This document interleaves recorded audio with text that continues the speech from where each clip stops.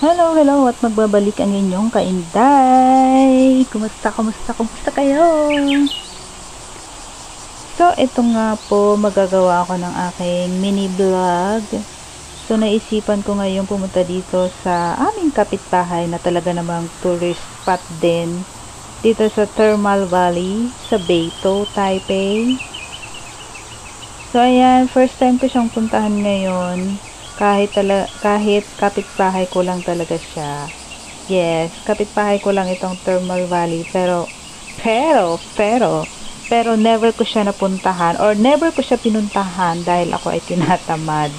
Pero ngayon napuntahan ko siya at talaga namang na-shock ako. Super ganda pala dito. Nandito rin yung tinatawag nilang public library. So ayan, in-explore ko siyang mag-isa. Maraming tao ngayon dito, mga naka-backpack sila at mga naka-shoes. Yung alam mo yung ano nila, style nila. Na parang style ko rin kasi naka-backpack din ako kasi galing ako sa Shilin for my duty. So para kami nito mga naga-hiking. So walang keme-keme, video. Ayan. Ang ganda lang ng lugar na to. So mula doon sa pinanggalingan ko, sinunsun ko lang. Binaybay talaga, sinunsun. Ayan, binaybay ko lang yung daan paakyat ng bundok. Ayan, para ko nag-hiking. Tapos meron siyang kanal, yung creek siya, may tubig siya, pero yung tubig niya hindi siya normal water, bali hot spring na siya, karugtong na siya ng pinaka hot spring dito sa Beitou. Ayan. So, sinunsun ko lang, ayan, katulad yan, hot spring na siya. Siguro pag hinawakan mo yan siya, medyo warm na siya. Kasi mayroong mga may mga part siya na medyo may usok na, pero hindi pa mismo yan yung hot spring. Sobrang ganda ng lugar niya. Napakatahimik lang. Maririnig mo lang yung agos ng tubig, yan, yung lagaslas ng tubig. Masarap ditong maglakad-lakad, exercise, ayan, hiking.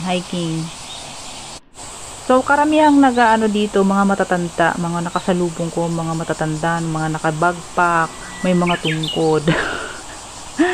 Tapos ako naman, ayan, ang inday, Dora, nakikigaya-gaya din. So, ayan, kita nyo naman yung yung sa baba, yung hot spring na yan. Napakalinaw ng tubig. So, sa puntong ito, ako ay napagod na. Ako ay bababa na ng bundok. Hinay-hinay lang ang lakad. So, ayan. Ito isang pababa naman siya. Kasi kanina nandun ako sa baba na yon, tapos ngayon umakyat naman ako. Nung pabalik na ako, umakyat na ako sa kabila. Sa pinaka-highway na. So, ito na ako sa pinaka-highway sa medyo taas. Pababa naman ako. Kasi pauwi na ako. Although malapit lang naman yung bahay namin. Kasi nga, walking distance lang to sa amin. Kaya okay lang. Pwede ko itong balikan sa next na punta ko. Pag sinipag uli ako.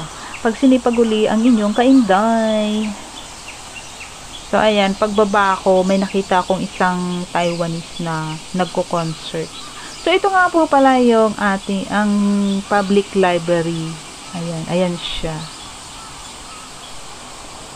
And that's all for today's video. Sana nagustuhan nyo ang aking munting pag-tour dito sa Beitou Thermal Valley. Although hindi ko napuntahan yung pinaka-hot spring niya. Pero next time, isasama ko kayo.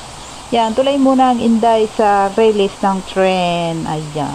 Ang galing-galing pa ng inday, oh. May pagtakbo pa yan dyan sa dulo. See you! Bye-bye!